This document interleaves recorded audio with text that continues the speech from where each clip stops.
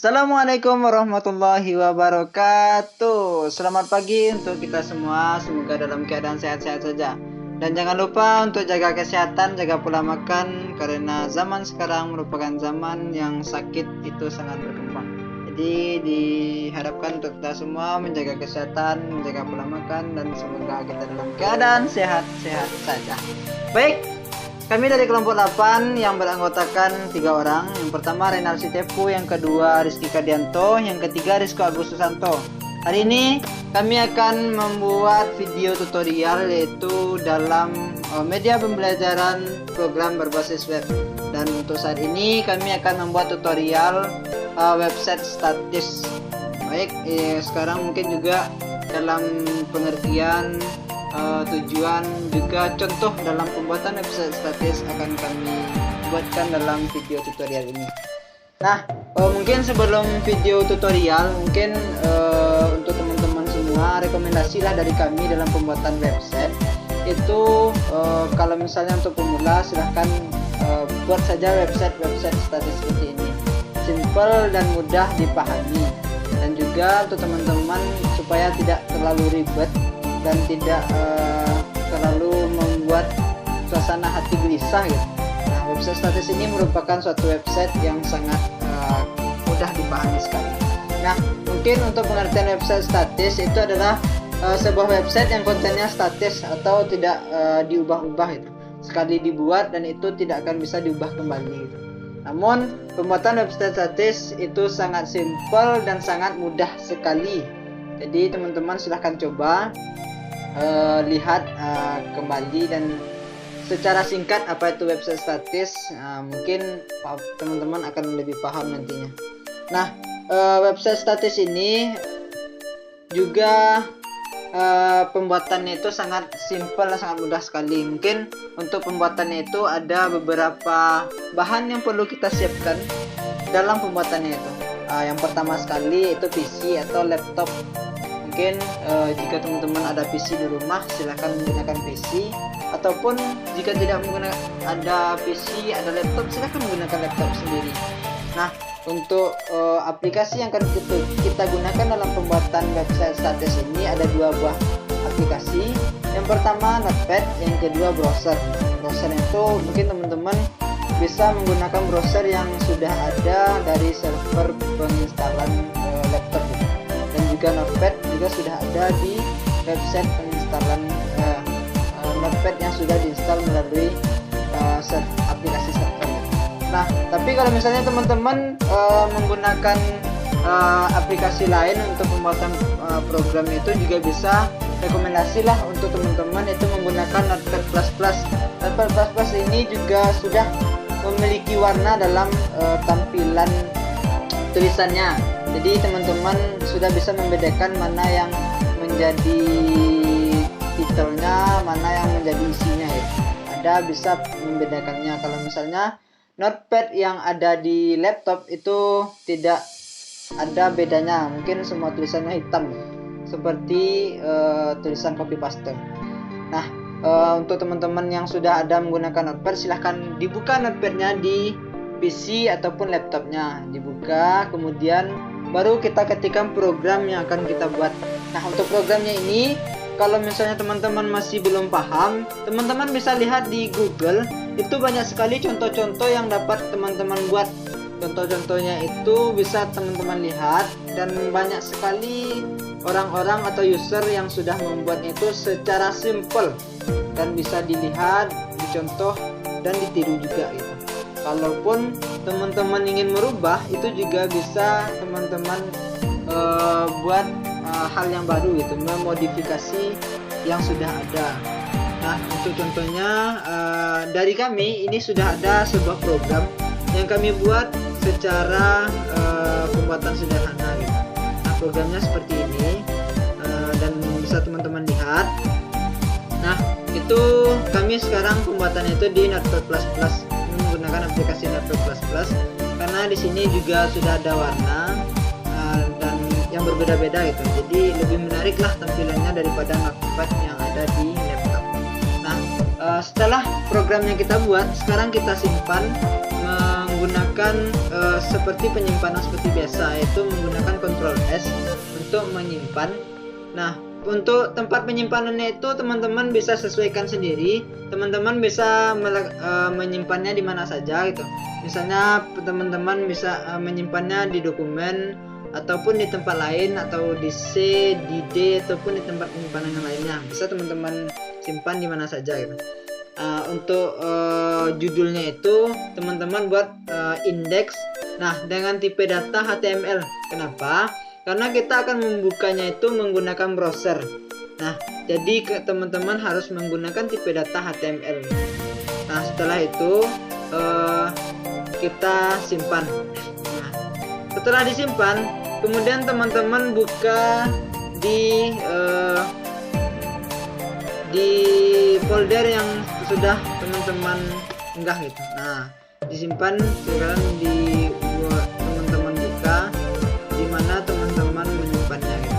Nah, untuk lebih jelasnya kita akan masuk kepada video tutorial yang secara rinci. Jadi kami akan membuatkan juga bagaimana yang pembuatan dalam website statis itu akan dibuat. Nah, ini adalah tampilan awal dari Notepad++ yang programnya sudah kami buat sebelumnya.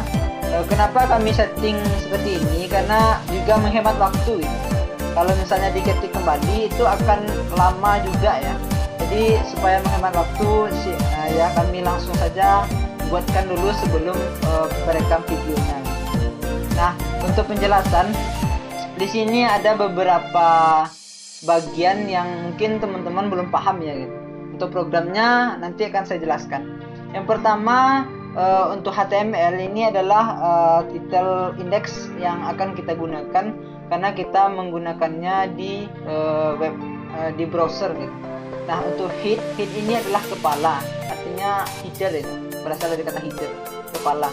Nah, untuk yang barisan ketiga itu adalah title. Title ini adalah judul gitu, judul dari program web yang akan kita buat. Nah, jadi kami membuat ini itu contoh tabel HTML dengan CSS. Mungkin ya begitu, mungkin judul yang akan kami buat. Nah, untuk yang selanjutnya ada di bagian isi itu ada body itu tubuh dari program yang akan kita buat.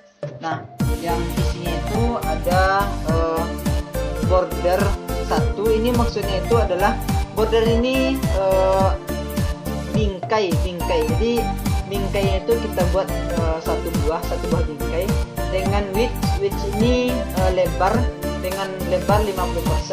Itu lebar yang sudah menurut kami itu sudah terasa pas lah gitu. Nah, untuk ini ada beberapa kosakata yang akan kita gunakan. Nah, yang pertama itu ada TR. TR itu tabel row. Tabel row ini digunakan untuk membuat baris tabel. Yang kedua TD. TD ini adalah tabel data. Tabel data ini digunakan untuk membuat kolom dan yang akan disisipkan data di dalamnya itu. Yang ketiga ada TH. TH ini merupakan tabel header. Tabel header ini fungsinya sama seperti tabel untuk data, namun yang tabel header ini fungsinya untuk bagian kepala atau bagian headernya gitu dari tabel yang akan kita buat. Nah, untuk isinya mungkin teman-teman bisa setting dan bisa lihat juga dari program yang sudah kami buat. Di sini teman-teman bisa tiru ataupun bisa membuat yang lebih rinci lagi gitu. Nah, kami membuat program ini yang secara sederhana. Nah, setelah program ini selesai, baru teman-teman simpan dengan menggunakan Ctrl S atau secara penyimpanan sederhana. Nah, karena ini disimpan gitu, jadi teman-teman bisa simpan dulu. Nah, di sini teman-teman tentukan di mana teman-teman bisa meletakkan file yang akan programnya itu sudah dibuat. Nah, karena di sini saya akan menyimpan di folder I. Ini sudah ada folder yang saya buat gitu. Jadi akan saya simpan di sini. dengan judulnya itu indeks, namun kita harus menambahkan HTML. Itu fungsinya